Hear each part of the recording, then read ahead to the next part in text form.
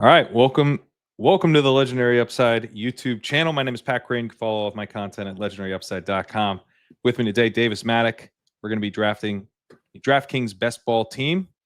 It's DK Best Ball week. We are DK partners, and yeah, Davis, excited to draft this team. We're out of the 4-hole. Kicks off in 12 seconds. How you doing? Kicks off in 12 seconds. Beautiful 4-hole. Should put us in a good spot to select Jahmyr Gibbs, which frankly, I'm just pretty much trying to do every time.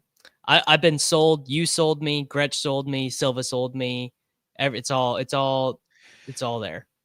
So I'm currently writing up the Legendary Upside running back article. I haven't yet really dug in and started writing, but I've done. Last night I kind of finished up all the prep work. In that I built the time machine, and now I'm going to travel to the future and see how these seasons play out. It's good for Gibbs. Honestly, one of the things that jumped out to me is like I'm not sure he really has a lower floor. You know, we think about like him. Yeah. Oh, if he doesn't get the role, like he's kind of the lower floor guy, but the higher ceiling guy. Oh, he's only going to score 14.5 points per game. Oh no. I think he'd have to run really cold to a Bijan falls to us if you want to do that. Yeah, easy. Okay. I think he has to run pretty bad to even get like below 15, because he catches balls. He gets used at the goal line already. Like his current role is pretty good. Is pretty good. Yeah, it's like, and he's so talented, and the team situation's awesome. The offensive line's good. The offense is going to score points. Well, the offensive line is supposed to be worse, right? It's worse, but it's not bad. I mean, I'd still rate it fairly well. I was going to say, far be it from me to get in the weeds with like offensive line evaluation plays. I think it's still like top 10. Quick little smidgen of research here. I've got a split for Jahmyr Gibbs' career. He's played 26 games with David Montgomery. He has played 6 games without him. Now he does average 27.4 points per game in the 6 games without David Montgomery. Right. But 16.8 in his whole career, including, remember that stretch, like the first 6 games of his career, Montgomery ended up missing weeks 4 and 5, and he got a bunch then. But there was like that first month of his career where he was just basically getting used like a third down back, and that is included in that set. Actually, someone in the Deposit Kingdom the other day in Pete's Discord dug up an old Reddit thread from the Detroit Lions Reddit that was like, why did we take this bum Jahmyr Gibbs wasted pick from the front office? This guy stinks, which is just like, it's very funny. That is so good. I just pulled up Brandon Thorne's rankings over at ETR. He's got the Lions 6th. So that's okay. So very good. Yeah, he has them in the tier very good offensive lines. Yeah. So they're not like elite, but they're a very good offensive line for Brandon Thorne. If the argument is, well, basically he and Bijan are going to project the same in a given week anyways, but he has this turbo nuclear scenario where he can average 24 points per game. I mean, obviously I think Bijan can also have this turbo, like Bijan can average 25 points a game pretty easy. For sure. But the thing with Bijan is when you like run it all, I really think that Bijan, because look at like Bijan hasn't been a big touchdown scorer from distance. He's not like this incredible breakaway runner. He's good, but he's not like But so I think I was doing it's done so many shows this week. I actually cannot remember who this was with, but someone made the point of like, I dare you to tell me that you think Bijan is not fast. Like, I dare you to look me in the eye and say Bijan can't generate explosive. And I'm like, you know what? You're right. Like, obviously he can. He's fast, but he's more of, kind of that like workhorse back who does everything well. I would say he's more LaDainian Tomlinson than Barry Sanders. If you made me give only legendary upside comps, he's like the best possible version of Josh Jacobs. Is that fair? That feels mighty unfair. That felt mighty unfair. That felt unfair. I think it's fair. About you know what I actually think? I actually think he's more like a 230-pound version of like Jamal Charles. Like a version of Charles had the breakaway stuff. I don't because think he he's like weighed Charles 200 at all. because he weighed 210 pounds, but he's a real Well, smooth. okay. He's a real smooth, like he's a great pass catcher. He's got great agility. I mean, this is totally like, you know what he is? No, he's Charizard Kyron Williams. How about that? Well, that seems more unfair than mine. Isn't Jacobs better than Kyron? Do you want to do Bucky, Yes, Lad? What do you like here? We're on the yeah, clock. I don't care. Bucky. Oh, actually, Lad. Positionally, Lad frees us up so much more. Okay, let's do Lad. You start running back, and then you start having to do things like, like take Juwan Jennings over a falling Tony Pollard or something. Which I'm fine with. But yeah, I hear you. Yeah. Yeah, but no, I think we're kind of saying similar stuff where like his superpower is like consolidating all the work and getting used around the goal line a lot, being a good receiver. But he's not like an insanely good receiver. He's a good receiver, not like hyper efficient there. Hasn't had the breakaway stuff really yet. And then you like, okay, well, maybe he's just not been set up for like the success to do that. Well, he's got essentially a rookie quarterback, and their offensive line's not so great. It's not like terrible, but I think they're more middle of the pack. I think actually Thorne has them 12th, but I think PFF had them more like in the teens. So, well, they just had 2 offensive line injuries at practice today. Oh, well, that's no good. Yeah. What do you like here? I mean, dude, I do think it probably is Tyreek. I would do Tyreek or Kyron. I think they're both strong. Okay. I lost the draft. I don't know where the draft went. I'm looking at it. I know, but I switched tabs and I can't find it. Okay, so I got Tyreek and Q. All right. Wait, you said Tyreek or Kyron are both strong? I don't care. All right. Let's do Tyreek. Kyron, by the way, has like really become a dirty word to the nerds. Dude, I'm fine with Kyron. I was gonna say that is like such an example of the slaps going a bit too far. He's a good player. He's fine. Yeah, he's fine. He's fine. His receiving stuff though is like going through him versus some of these other guys. Like you just look at like receiving like yards per target and stuff. His yards per target as a receiver is like 4.5. It's so bad. Like Gibbs. I was trying to think like for a running back, is 4.5 that bad? For running back, like 7 is awesome. Okay. If you're like at 7.5, you're going kind of like God mode. Or 8, like 8, I guess. Well, I was gonna say, like, what is Bijan yards per target? Bijan yards per target, it's like 6.5, something like that. 6. I've got it right here. 5.8. So not great. Yeah. That's the thing. Like, so anyway, if you're looking at Bijan, right, he can like the path for him becoming this like way more efficient version of the player than we've seen so far doesn't seem like super great because he's got the rookie quarterback. He's got an offense that's probably going to be like predictably built around him. Like the teams are going to know like Bijan's coming to town. It's not like this incredible Eagles level offensive line where like they're going to run and you can't stop it anyway.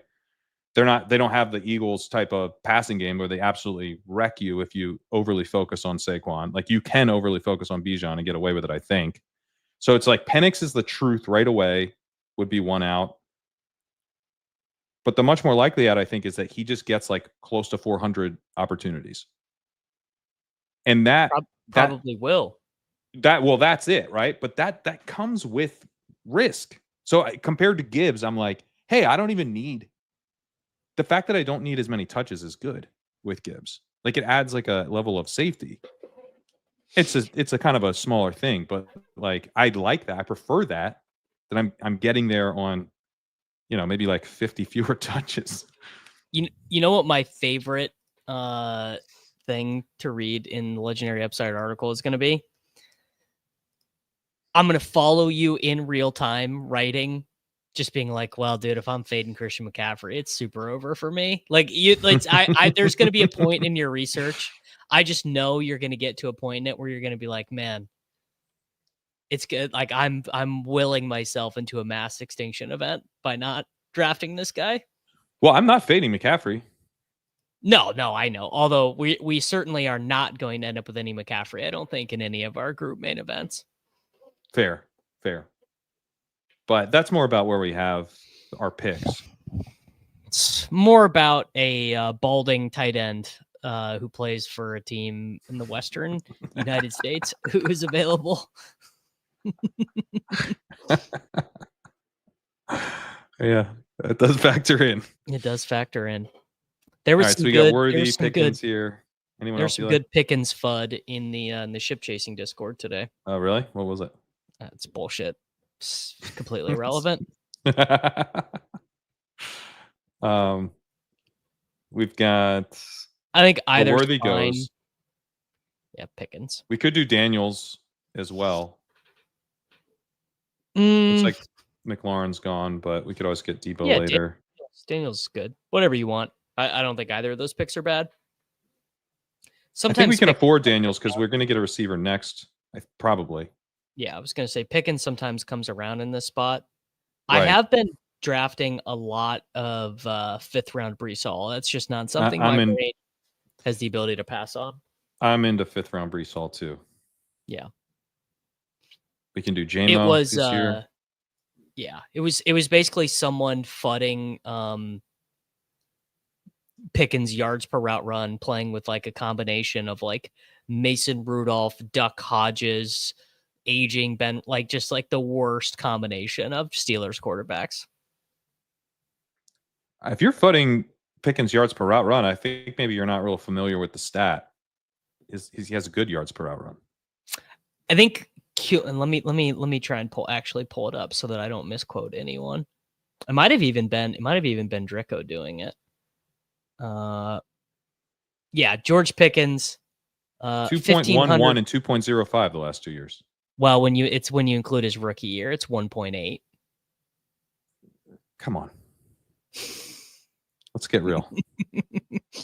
and he also has a worse targets per route run when you include that sample, but to which I say, I don't care about that sample. That sample doesn't exist. I do care about that sample. It's part of the reason I like Pickens. If you look at the open score stuff, yeah, he got way better from year 1 to year 2. He's taken a step forward. I think, yeah, that's bullish to me. Do you want to do Brees here in the 5th? Yes, I do. Let's do. I don't have it in me to pass on Brees in the 5th round of anything. Really. I don't either, man. I don't either.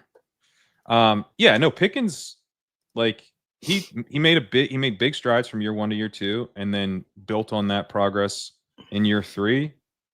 It's like exactly the type of guy I want to be betting on in year 4. Like, I really do not care that he had 1.38 yards per route run in 2022 and then dramatically improved. Like, are we going to cite Devontae Adams' early career yards per route run against him? Like, when do we move on? Is it too much to say Devontae Adams started slow, so we shouldn't draft him this year? Are they gonna? Give me a break. I mean, I don't know. I feel like we're gonna be doing the same thing with Xavier Worthy like 3 years from now. We're gonna be like, can we leave that? Can we leave his rookie year yards per hour run when they put him in the wrong role to begin with? I'm okay looking back like 2 years.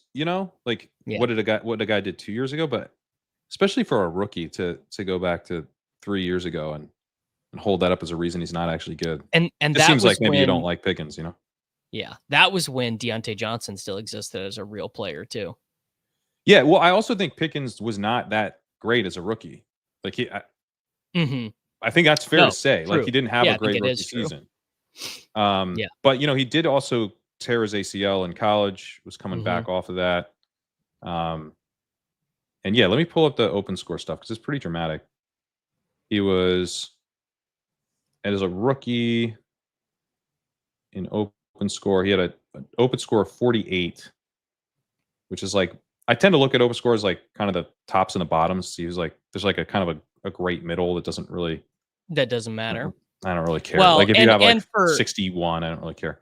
Well, I was going to say for him, I mean, does open score even matter? It's like getting open is like not even like, obviously it's cool when he does get open, but like to be effective, he doesn't even really need to be open because of how he plays. Yeah, well, so that's his rookie year. He was wide receiver 75 in open score. Right, he was behind Mike Williams, and it's like kind of the same. He was kind of Mike Williams. Like, you throw the ball up, He's sick. He's amazing, you know, with contested catches. He was just a few spots ahead of Gabe Davis. You know, he's like kind of the Keyshawn Booty type of dude. He's like, he's not going to get open, but you know, you can still hit big plays because he's going to be downfield and he's got good hands, really good hands. But then Pickens jumps to wide receiver 17 in his second season, and then he's like ahead of Stephon Diggs, he's ahead of Justin Jefferson, he's ahead of Christian Kirk. He's just behind Tyler Lockett, just behind DK Metcalf. So he jumps up from like, hey, this dude's basically just a contested catch guy. So like, no, he's like a legit downfield weapon. And he was wide receiver 24 last year. Again, ahead of Justin Jefferson, just behind Jamar Chase. So like that really, I mean, when you combine it with the fact that then his yards per route run went way up. Yeah. It's like this dude became a better route runner and he's earning targets more consistently and his efficiency's improved. Like, I don't know. It all tells a very consistent story of a guy who took a step forward. And it's not like the quarterback play really got better. No, it didn't. It didn't really at all. Yeah, you are 100% spot on. I mean, I don't think there's any way around that. What are we hoping for here? I guess you know what we're hoping for. I got Travis Hunter in a draft that I streamed this morning. Damn. I got him at 78 this morning in a draft. Damn. Yeah. Damn. See, stuff like that is like, oh. So I like Olave here. Yeah, send it. Yeah. Diggs I'm okay with. I have had like a little bit of a kind of like I've been thinking like, you know, you're taking a lot of a 32-year-old wide receiver towards ACL last year. That could be bad. Does that have anything to do with Drake May? You know, are you is that related? Yeah, like I'm having a little one of those moments of like, am I thinking through this all the way? Yeah, of all the wide receivers in that range, even though I maybe don't share your proclivities with May to such the degree that you and Jacob are with May, or just in general, legendary upside industries, but I take less Diggs there first because I'm actually fine to just do Kyle Williams or Pop Douglas with May. Well, sure. But also I can't. Like, I got to be taking a Dunze. I got to be taking Olave. And Jennings. I suppose Jennings is the big one where I have signed a document saying that I'm fine if Juwan Jennings continues to not practice. He signed the document saying he's hurt. I signed the document saying I don't care. Yeah, I care a little bit, but I'd still do take Jennings. Would you take Diggs or Jennings here if he comes back? On this team, probably Jennings, because I don't care if we don't get May because we have Jaden Daniels, but it's really 6 of one, half dozen of the other, probably. We can take Jennings. We do have Brees, so we got the little week 17. Let's take Diggs. Let's set it up. Let's set it up. We're trading fisticuffs, you know, in week 17. We're feeling good.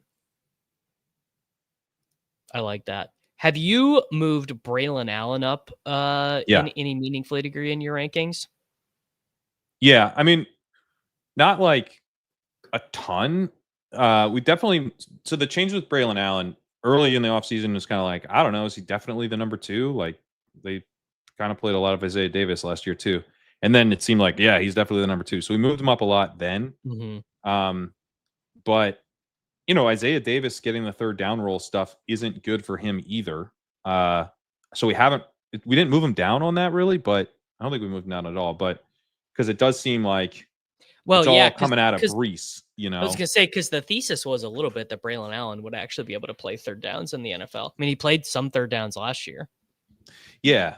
So I think it's all like I haven't gotten any more hyped about him as Brees has fallen because part of my concern with Brees, who we have lowered, but I still think is an awesome pick in the 5th round and a target in the 4th for sure, late 4th for sure. But I took him in the mid 4th of a BBM like right before this. Yeah, I think the big issue with him is like, oh, this is a 3-way split potentially. That sucks for a guy in the late 3rd round. Like I'm not, you know, so. But I don't know that necessarily means Allen is going to crush. probably means if the way it works out is the same way that the playing time was set up in the preseason, it means no one crushes. It just means they all kind of suck. Now, I think that is not going to happen as much in the regular season just because it doesn't really make a ton of sense to take Breece Hall off the field on passing downs, does it? Like, does that really make sense? No sense. It really makes no sense. But these guys they didn't get the top choice, right? If you're coming from the Lions and you get your picks of offensive minds, Ben Johnson was obviously the number one. They didn't get the number one, former Lions offensive mind guy. And I'm not sure they got the number two. So, they seem to have learned, the lesson they seem to have learned is that not playing Gibbs was really smart. And that most of their success was because they didn't play Gibbs enough. So they're here to not play Breece. And I'm like, I think they're going to learn a lesson pretty quickly that's a dumb idea. But maybe not. Maybe it takes a while. So I think especially like with Breece, I think you're going to have to ride out some really, really stupid usage for a while. I mean, dude, hasn't Tanner Engstrand just learned everything he knows from Ben Johnson to some degree? Yeah, but Ben Johnson might be a hardo. Ben Johnson might be. It's possible Ben Johnson's not the guy we think. No, come on, Crane, dude. This is it's August. It's okay. Not Hawkinson. Okay. It just feels it's not even an ADP value. I like Reed. Hawkinson's fine. Whatever. I'm gonna make you take the shitty pick because this range of the draft is just like, look at that queue right now, here. Dude. Yeah, Hawkinson is fine, but look at that. Look at the players available on the screen. Look at the players. Brian Robinson's the top guy. You're having... like sort by ADP, and just literally read those names off. Brian Robinson, Evan Ingram, Travis Etienne, Keon Coleman, let's get Kyler Murray. Dobbins, Charbon. It's just like, no wonder it's so easy for Ja'Cory Cross-Keymare to end up flying up draft boards when that's the option you're left with in this range. Yeah, we're not being aggressive enough. Yeah, who wants that, dude? Not me. I like Kyle Costas says, I like Coleman. Come on, dude. I'm sure. Yeah, whatever. Keon Coleman. He's Coleman. He's fine, right? Keon Coleman. No, second year breakout. He stinks. All right, Chris Godwin showing up here. The Godwin falls, obviously. Godwin is on like the Mixon list for me. Okay. Higgins, Rashid Shaheed. Do you want to do it? Do you want to double it up? Do we want to set up the double? No, take Slot Demon if you're gonna do that. Demon? Set us up another quarterback. Could also go Burden. Yeah, actually do that. That's way better. No, I got Slot Demon in because we were running out of time. We were gonna take Rashid Shaheed. Yep. Couldn't let it happen. I'll get Burden in the queue. I will say I do take Olave so much less often now because I'm just like, well, dude, it really doesn't make any sense to be double stacking New Orleans Saints. Yeah, I mean that's one of those things where I do take Olave and you take Shaheed, but the fact that we both agree, like, you can't double stack them. You can't double stack. We're wrong to take the first guy. Well, it's more about not. It's like I have the same degree of uncertainty about Rattler and Shuck that I do about Daniel Jones and Anthony Richardson. Like, I don't know who's starting week 17. Yeah. Oh God, Corain. I meant to bring this up to you. I literally almost sent you in Zach a private message. I was getting Noah Fant in round 20 today on DraftKings.com with the sidekick. What? Come on, dude. I can't. That might be. Let me look up why that's happening. Because I might be something we take a look at. Yeah. I was going to say I tabbed over from my rankings to your rankings because I wanted to see if I was missing like a running back or something. Because you know how on DraftKings, like the ADP like makes no sense at the end. Like you get past like pick 230 and it'll turn to like LeJonte Webster and other guys like not in the NFL. So I tabbed over to the leg up rankings. I'm on the clock in at 236 and the top pick was Noah Fant. So I was like, that can't be right. Or if it is right, there's something I'm missing. No, I think you're right. You're right that it's not right. Liam came around on the sidekick inside a partnership. Liam, yeah, we had Liam. We had Liam guest rank for a day, and guest rank for the day. Not doing that again. Oh, yeah. That was the only time that has happened though, where I've been like, okay, well, this pick makes no sense. So I actually bet the Noah Fant unders the other night in the preseason game because I thought they'd toss him out there a little bit to block, and he ran like 4 routes and then just left the game with the second team offense. So maybe we're too low on Gesicki, because I have noticed Gesicki is like falling like a rock. Yeah, I mean, he's It's not great. It's not great for Gesicki that he's involved at all. No, that he's there. I guess I should say. Man, Godwin here at 117, nothing. You're still just out. We could take Drake May, Burden. I would not take Godwin without Baker. Okay, you want to do May? Yes, I do. We could also do Bill. Oh, let's take Bill. Bill might come back. May also might come back though. I was gonna say Bill never comes back when you think he's gonna come back. But it's May. Do whatever you want. I'm not mad. I'm gonna push Bill. Okay. Dude, it's August 20th and Godwin is not running. That does seem bad. He doesn't have pads on. This was an injury. Like, I always think this about injuries. I'm like, okay, like at what point do you decide, like, the idea of being questionable for week 1 after having a year-ish of recovery? I'm like, well, what difference does 1 more week make, or 2 more weeks? Do you know? Like, I don't know. I've never had a catastrophic. I've broken bones, but I've never had a torn ligament. So I don't know. Maybe like one day you just wake up and you're like, oh, I feel good. And then, I need a week of running and okay, all right, I ran for a week. I cut, I got tackled. I feel good, right? Possible. Wow, Bill. sun run. See, I just got to draft with Karain and then you sun run.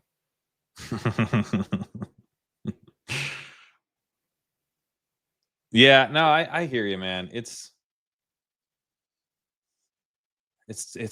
tricky because, like, I don't think this isn't the type. If you think about like this type of injury, this isn't the type of injury where guys like miss like a whole year. That's what I'm saying, dude. It's something. Okay, well, this is why it's really not adding up. They sign him to that crazy deal. Right. He says I took less money to play here versus going to play for the New England Patriots and Drake May. But then it's like they immediately have buyer's remorse because they drafted Emeka Egbuka, and low key, they also drafted Tez Johnson in the 5th. Tez Johnson, he was a 5th round pick? Well, let me look this up so I don't make a point that is not true. So they drafted Tez Johnson. Okay, 7th round. So actually, Tez Johnson doesn't matter for this at all. So they drafted Egbuka. Then, like, they spend a lot of training camp talking up Jalen McMillan. Something is rotten in Denmark because it's like, oh, he might. It's like the coach is like, he's feeling good. Like, yeah, everything's. I think the quote? It's Jason not an Light ACL though, Jelly Boy. It's an ankle. He broke his ankle. He dislocated his ankle. Stephania Bell was with Levitan yesterday. Said it's a worse injury than you'd think, but they may bring him back slow. All right. We probably need to lower him. We've been lowering him, obviously, but the market's pretty out at this point. But maybe the market's right. I think that if to me, I actually right now, health-wise, game-wise, fantasy points in their first game back, I might rather take Brandon Ayuk. Now, I think Ayuk is a worse player when he gets back. Like I think the average projection for Ayuk should be lower than it is for Godwin. Right. But also, like, maybe not, because Igbuka might just be better right away. But Ibuka's playing outside. I think it's not like Godwin's not going to be on the field. Shit. I know. Burden just went. I know. He goes It's so not about yardage being on crazy. the field. Like, I wonder if Igbuka just is such an insane target earner right away. What do you think about Ramondre here? Yeah, that's is this a small dipperino on Ramondre? A little bit, because of the Q tag, I think. Yep. Got DeMario here. Dude, just put Matt Collins in. Ayuk's here. You know? Yeah. I mean, that is the thing. Is like, are Ayuk and Godwin like the same now? That seems nuts. Well, I think your expectation for games played can be similar. But like I said, like Godwin is going to first week back, we know he's 100% healthy, projects for more points than Ayuk, right? For sure. But maybe not. I mean, I don't know. I'm not a scientist. I'm not a scientist either. Yeah, I think Ayuk is farther off than Godwin too. But the market's starting to well, similar. Okay. Again, it depends on who you listen to, right? Because yeah, I'm going to dig into this later. The Shanahan cabal. Do you want to do Ayuk or do you want to do Douglas or anything else? I think Ayuk is was this our 6th wide receiver? Yeah. Dude, I mean, a 6th wide receiver, Brandon Ayuk, that feels like that's money in the bank. So you follow Jeff Mueller, right? Yeah. No, I like him. He does like good work. He does. So he's actually been pretty adamant the whole time that Ayuk is actually healthier than the 49ers are saying, that he's been running more routes. He's a 49ers fan though, I think. Yeah. So that I didn't know. I've been told on Jeff that just keep in mind that he does root for the 49ers on the Ayuk stuff. Oh, okay. I didn't. So he's an unreliable narrator. I don't know. I have not personally observed unreliability on the 49ers, but it was noted to me that Jeff does root for them. Okay. I did not know that, but that's good to know. Maybe that recontextualizes it. But I have just been thinking, like, dude, it is crazy to get Brandon Ayuk in the 13th round. Like, he just went 4 games of Brandon Ayuk probably beats Josh Palmer's whole season. Yeah, that's so true. That's so true. Dave, so we're going to have so many of those types of like, think how many picks are we going to go through? And you're like, what was I going for? What was I going for? Like I took Quentin Johnston today because he fell in a puppy. It was a puppy, and I was next to you in the draft. It was a slow draft, and we're next to each other. Mm-hmm. And it was like it was like my wide receiver 6, I think, or maybe even 5. It was like I needed the wide receiver depth, and I was just like, "What? I hope Davis doesn't see that I did this." So it was only like 6 picks by CDP. Well, you know what's funny is me, you, Sack, and Ron Stewart must have all had the same idea, because I am next. You're gonna have to narrow that down, Davis. Well, I am next to the 4 of you jabronis in about 97 slow drafts right now. I know. Where I click and I'm like, all right, Ron Stewart _ sacrilegious 9. Like, okay, all right, we're going to war. And I think you and I are in some slow eliminators together as well. Yeah, we definitely are. The eliminators, I don't feel bad. You can't shame me in an eliminator. If anything, I almost get extra gross. Like I'll just like I'll IKB to Christian Kirk just to be like, yeah, week 1, baby. Yeah. All right, Romeo Dobbs is popping up in the sidekick. Matthew Stafford unstacked. Kyle Williams is here. I'd be into that. Yeah. Kyle Williams. Let's see. Chicago is also here. Who I've been trying to take more, but Kyle Williams gets Chig is good too. Yeah. I think he'll come back. Kyle Williams getting rave reviews from ball knowing Twitter. Kyle Williams, I feel like the guys, there's a couple guys this year that I feel like have really not had bearish training camps, but have been treated like they have. Kyle Williams, and Jack Besh are the two that I'm like, guys, I don't think this is really that bearish. They're clearly the wide receiver 4. Kyle Williams is kind of in a committee of the wide receiver 3. Besh is sort of the clear wide receiver 4. It's not bullish. It's slightly bearish, right? It takes off like some of the really exciting scenarios. So, you kind of shift down from your prior setting into training camp, but it's not like really worrisome, and the market's treating it like it is. The thing is, I don't really like believe in Besh. It's more of like in theory because he was a second round pick. I do kind of I do kind of believe in Besh. It's a very in theory pick to me, but I'm fine making the in theory picks. Like Ricky Pearsall was a totally in theory pick last year and was on the winning team as a 14th rounder. Like these rookies are going to play at the end of the season if they have draft capital. Like it's a pretty good bet. So it's very in theory with me with Jack Besh, but I'm still taking him a lot. But Kyle Williams, I think, can play. Like he looks good to me, and he was a decent enough prospect. He actually comes out very similar to Besh, but I just personally like him better. You want to do a Okonkwo? Yes, I do. Also, he plays with Drake May, which is like not a small part of this at all. But did you guys know that his quarterback is like basically Josh Allen? Yeah, dude. Well, I mean, come on, he's definitely a little faster now because he's younger. Do you like taking Chig without Cam Ward? Chig without Cam Ward? Yeah, I don't mind. I think the Chig usage in the preseason was good, man. Like I'm in. Yeah, no, I mean it was good. I wouldn't say I expect him. I guess the thing is if, how did Jacob say it? If a Umanor is a starting wide receiver over Van Jefferson, then I'm probably a little less bullish about it because Io Manor will actually earn targets better than Chig. He might, but like Ayu Manure is definitely, more of an outside wide receiver who he's kind of like a big field stretcher guy. Like, I don't know if he's going to be that big of a target, Where did Ayu Manure go again? Stanford? Was it Stanford? Yeah. I'm just going to try.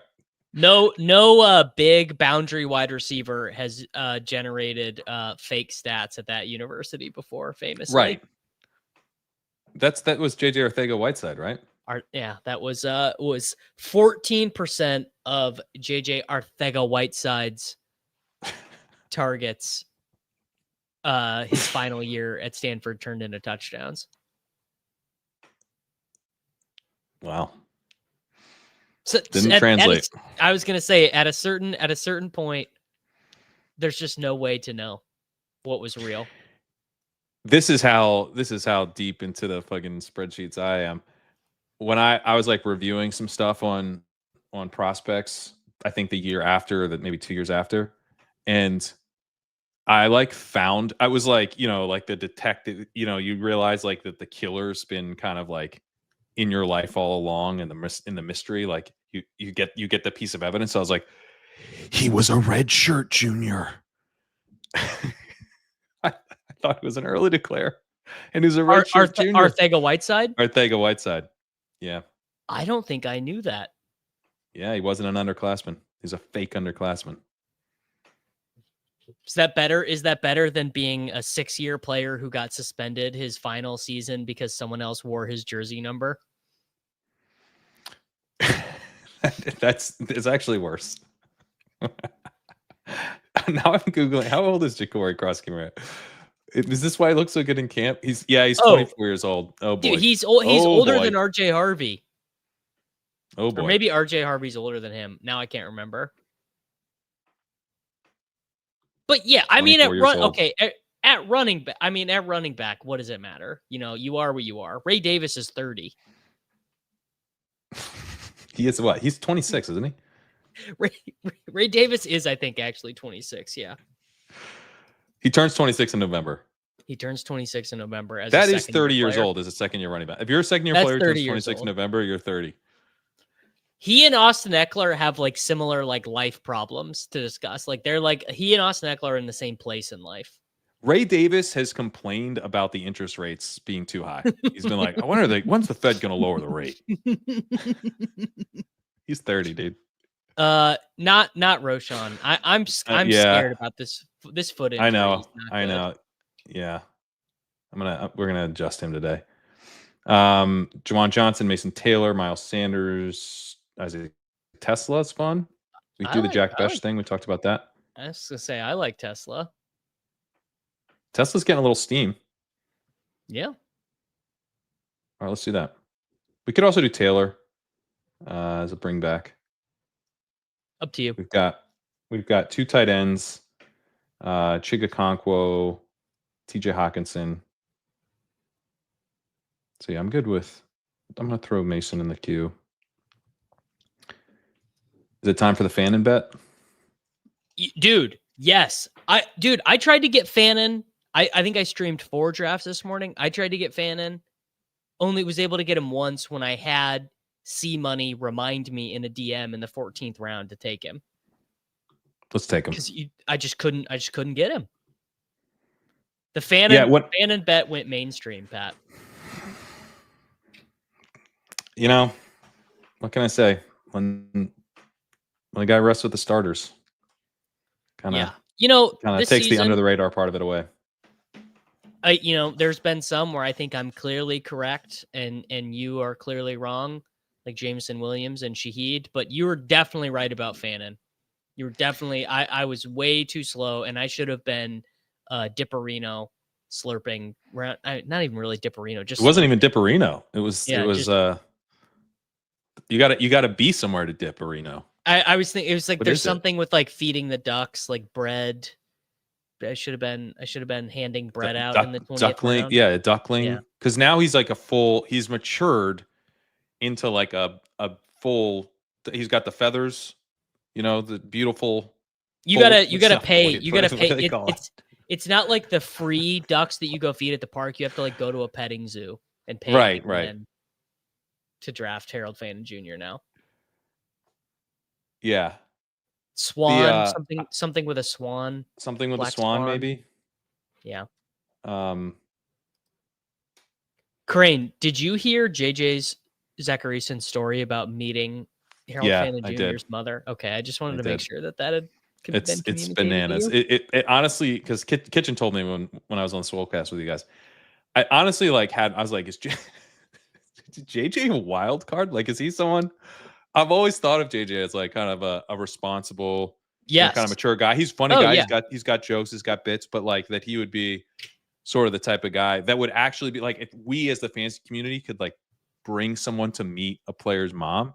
I was gonna say he'd be one of the top representatives. He might be the 101, but now I'm like, I think this was a bit of a bust from the 101. Asked Harold Fannin's mom if she taught him to walk duck-footed. I certainly would not have ever guessed that would have been the direction that JJ would have gone in upon meeting Harold Fannin Jr.'s mom. It's a surprise for sure. It was certainly a surprise. All right, a mallard. Oh yeah, a mallard. That's good, right? I was gonna say I think that's a higher class of duck. That's a higher class of duck, I think. Yeah. Mm-hmm. Yeah. Based on I think that's right. Yeah. All right. What are we gonna wrap this team up with? Psychic likes Juwan Johnson, and I don't think it's crazy.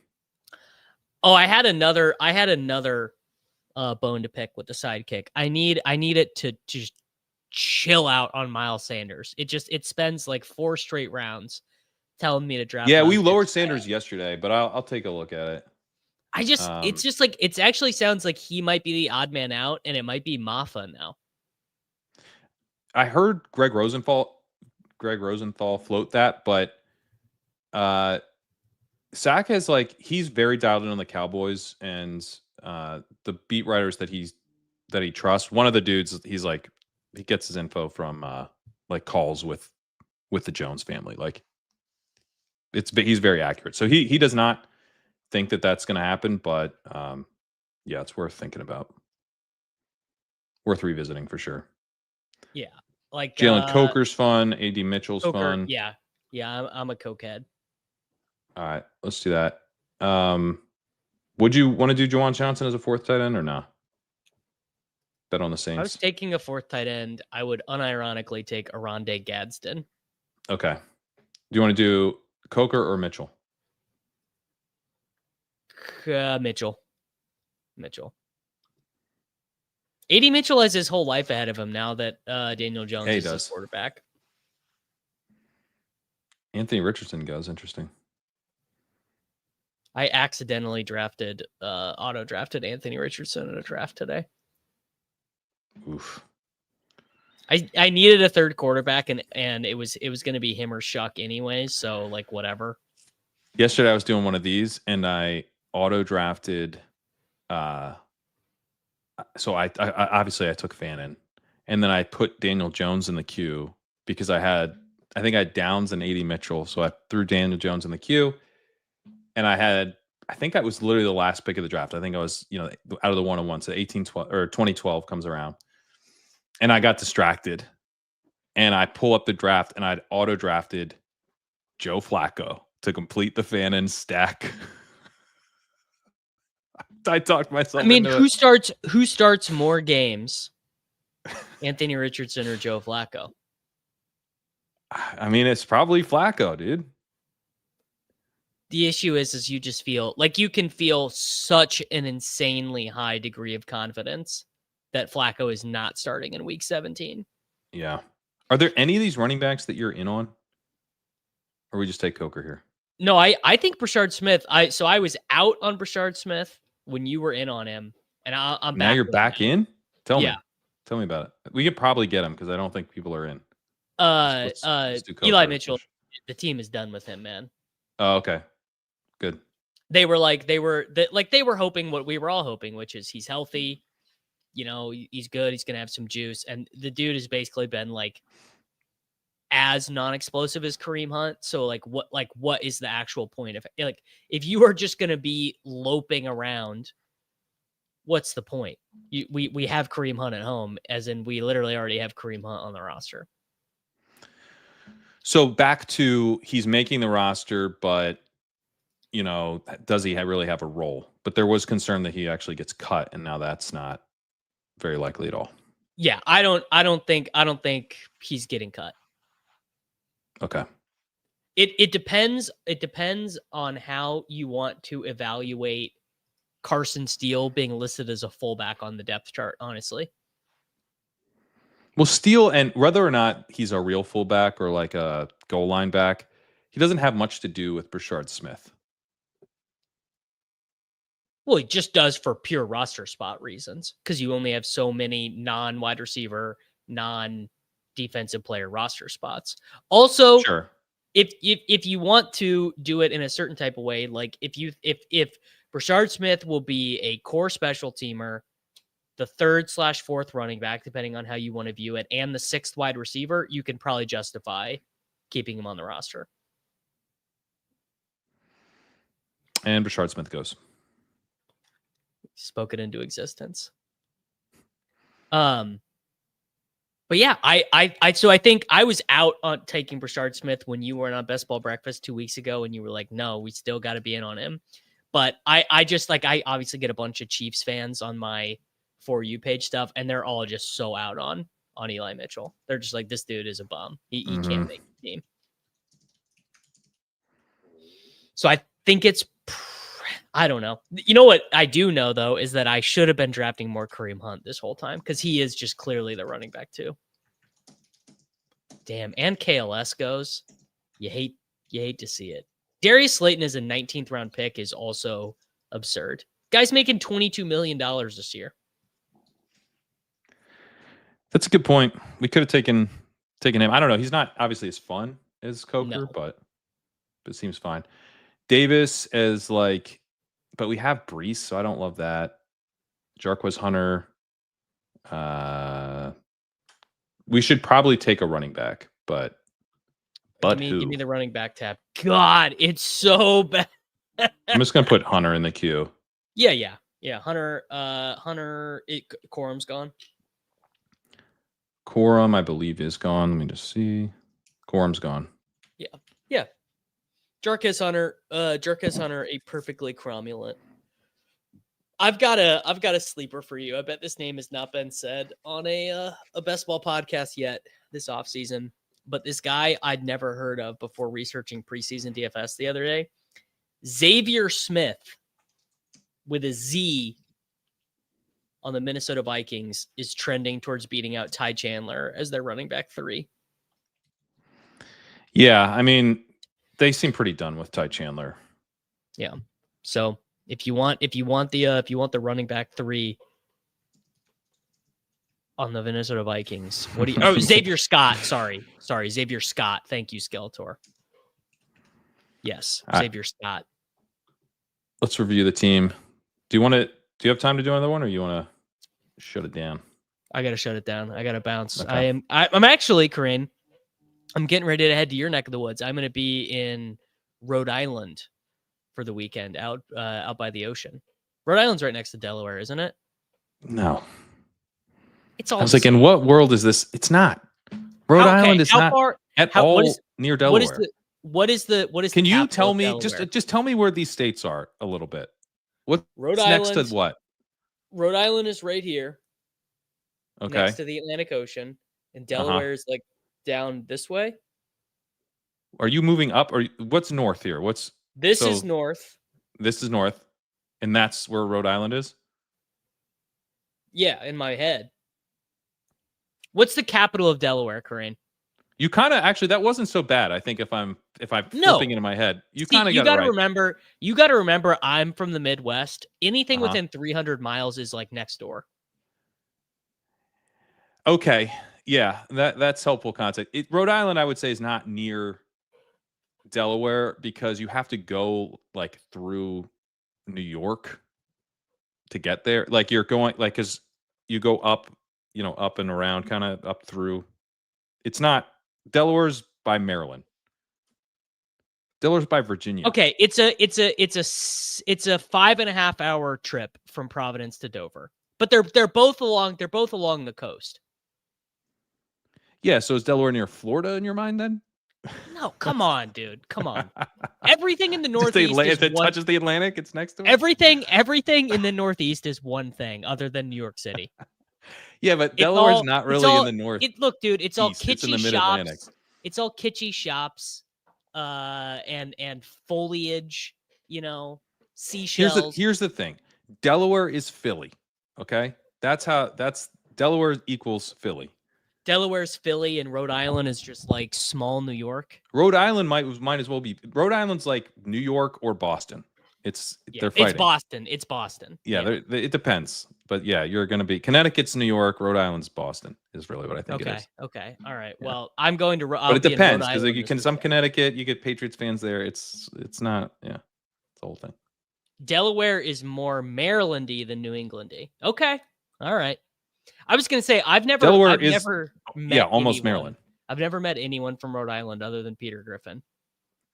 Delaware also has this like very funny. The Daily Show made fun of it like in 2006, where they did like Delaware has this like very split personality thing where it's like it's got like a north-south divide. So the north of Delaware is basically like a Philly suburb, and the south of Delaware is like in Kentucky. Like that's kind of that's sort of what's going on there. Okay. So, but I would say South Delaware is kind of like there's like Commanders fans. There's Ravens fans, but North Delaware is all Philly, like Eagles sports teams pretty much across the board. All right, so I'm not going to your neck of the woods. I'm going to Boston for the weekend. Basically, you're going to Boston? Yeah. Okay. All right. Well, I'm excited for that. Also, Delaware, the name of Greg Rosenthal's high school band. Corinne, I was thinking about this the other day. I was like, what would Corinne's Best Ball Bros bit be? Like, how is Corinne going to show up? And it is just going to be, I was listening to this podcast the other day, this NFL adjacent podcast. It's always like, I was listening to the NFL Stock Exchange or the Around the NFL or what. It's just God damn it. I think Pete's done. So I think I'm safe, but you're right. Yeah, that would be the like, Knowing Greg Rosenthal's high school band is deep inside action. Yeah. I was listening to the NFL Daily Short with Rich Eisen. Yep. It's something that's football related, but not fantasy football related. That's right. It's like, dude, that they is were kind of talking. what I like. Mike Renner was talking about Ja'Cory Krosky-Merritt's hip ability the other day, and it was like, dude, it's crazy. Yeah, I hope Pete's done. I know, right. I know that it's gonna not be a good time for me because Lenars had reached out and said, "Hey, man, I need you to send me the background of your stream, like to green screen it." And I'm like, "Oh no, dude, oh no, bad. That's bad for you. That's bad for you." All right, recap. All right. First of all, Jeremy's not having a good time right now. So Jeremy, you all say that was funny and then say something not funny. We do. We do. You know what's funny is we all do that. Isn't that, are you saying that you now say, you know, it's funny and then your wife doesn't find it funny? Are you mad at us because you've been telling your wife not funny stuff? It sounds like maybe you're not very good at telling funny stories and you're blaming us for it. Look in the mirror, Jeremy. All right. Let's recap the team. I gotta find the tab again. Okay. Bijan, Ladd, Tyreek, Jaden Daniels. Never stacked Daniels with a receiver, but we did get Bill. Breece Hall, Chris Olave, Stephon Diggs, TJ Hawkinson, Christian Kirk. Got Drake May stacked up with Diggs. Got Kyle Williams later. Got the Breece bring back. We got Bill. We got Ramondre Stevenson. And these were our 4 running backs. So Bijan, Breece, Krosky, Merritt, and Stevenson are carrying the team because we only tacked on Hunter later. Brandon Ayuk, put it in the bank. Going to outscore Josh Palmer in 4 games. Kyle Williams, Chigakonkwo, Isaac Tesla, Harold Fannin, the Fannin bet, alive and well. A.D. Mitchell, Jalen Coker, and Jarquez Hunter. Pretty fun team. I like it. 10 wide receivers. I haven't done a lot of that. I think the fact that we took 10 wide receivers kind of passed me by a little bit. We just kept taking slappy ass wide receivers. I don't know, like should Tesla have been like Shipley chasing or something? Yeah, probably. Or are you guys taking Chris Rodriguez? You know, I haven't really. I haven't taken him yet, but it's definitely, you know, we put him like he's got inputs now for the Sims and stuff, but he's not really popping. But that might be one to revisit as well because I'm definitely living in the world for Ja'Cory Krosky-Merritt and Austin Eckler where like Brian Robinson is 0% to play there. Mm-hmm. But I don't know. I'll check Chris Rodriguez to make sure we're reflecting that same reality for him. What about McWeapon? McWeapon's nothing. He's a contingent Eckler play. Neil and I took McWeapon this morning at 2:36 or whatever final because Chris Rodriguez was gone. Can you guys explain why Rodriguez and JCM are not the same bet? I can. Yeah, go ahead. You go first. I'm wondering if we have the same logic. Well, part of it for me is that before any of this stuff came up with Brian Robinson, we had this extremely bullish drumbeat, loud, consistent drumbeat on Ja'Cory Krosky-Merritt is like tearing up camp. Beat writers saying he will be the starter ahead of Brian Robinson by December. And then we got the stuff from like Ben Standig where it's like, yeah, I don't think Brian Robinson's even going to be on the team. Like that's where I'm at. And everyone was telling him he was so wrong. Everyone's like, dude, 100%. You're an idiot. This will never happen. Exactly. So it's not like maybe as clean as, because some of the stuff on Brian Robinson sounds like maybe they were always just a bit out on him. So maybe it's not as clean as like Bill came in and took this job, but he definitely was a factor here. And then, you know, you have Chris Rodriguez, who's played a season in the NFL and wasn't that great. 2 seasons. Was it 2 seasons now? Yeah. 2 seasons. So that's 400 yards and 3 receptions. Yeah. So that's a big part of it too. Is like Krosky-Merritt's a true black box. Like if there's a guy who just comes out and is way, way better than you would expect given the draft capital and where he goes in best ball drafts. It's much more likely to be the rookie than a guy going into year 3 who's never really done much. Yeah. For me, it is almost entirely like he's been on the team. He profiled as like, honestly, just like shittier B-Rob as a prospect. And Yeah. I think their plan is just get rid of B-Rob and then like maybe Chris Rodriguez and Austin Eckler kind of split for a couple weeks. Well, Ja'Cory Krosky-Merritt like gets his feet underneath him. But like, I think it's, you don't do all of this stuff that they've done and then just be like, all right, well, yeah, JCM, you're just clearly like there's the where there's smoke, there's fire is what I'm saying. And if they wanted to turn the team over to Chris Rodriguez, they could have turned the team over to Chris Rodriguez last year. Yeah, they easily could have. So not to. Yeah, it's. I guess the short answer is upside. Like there's so much more upside with JCM. Yeah. Yeah, I also do like Eckler though because he catches passes and he was playing a lot last year too. This all right. Let's close on this. My biggest shock of this offseason has been the internet rumors such as Najee's eye and JCM actually coming true. It's so true. The Najee eye thing being true was crazy. It's crazy. Literally just like the depths of like best ball Discord rumoring.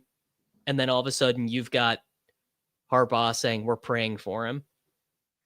There's also the other one. This is the triumvirate, the holy trinity of this is like, you know, like Jeff Mueller had something where he's like, I'm hearing some stuff on Mixon. I'm hearing some, you know, Mixon. If Mixon comes out, you know. Well, the Mixon, rather doesn't come thing. Out. Every fantasy person has gotten this story ninth hand, which I'll just tell on the show right now because everyone's already knows. Some Texan staffer or some NFL staffer must know someone in fantasy. I've got my guesses on who it might be. Has leaked a story that Eckler had, or that Mixon had a foot procedure in the spring, and that it didn't heal right, and it got infected. This is. I mean, I'm talking like I literally probably got this story ninth hand, like literally, like 6 degrees of separation. But this is the same thing. This is the same thing that got told to Jeff Mueller. It's the same thing that got told to anyone you know who's doing fantasy football rankings. Right. And so if that's true, then this is, I mean, it almost feels like it has to be true because the Najee eye and the B-Rob will get cut story is true. You know what I mean? Like we're living in a world where these things keep being true. There's also that photo floating around of Joe Mixon with a bunch of shockwave doctors, like literally doctors who do like sound waves to like, they're like special podiatrists or something. That's not great. Like it was like off a Facebook page. It was a screenshot off a Facebook page of these doctors being like, "Here we are with Joe Mixon." I love when my starting running back is with a team of foot doctors. That's good. I love when my starting running back is with a foot doctor and the foot doctor goes, "Guys, you're gonna want to get in here. You're gonna want to get in here." you're gonna need to see this. Yeah, it's always good. Like there definitely is with Mixon. I mean, Aaron Wilson, the Texans beat writer, said he expects him to start the year on NFI now. Yikes.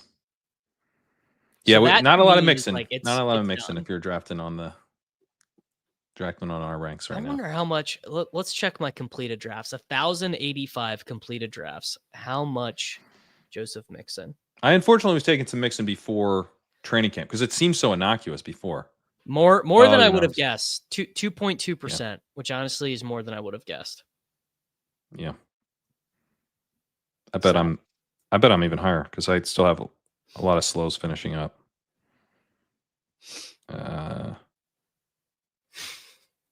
Excited for a picture of Joe Mixon with his foot in a pool full of dolphins, sending echolocation sound waves.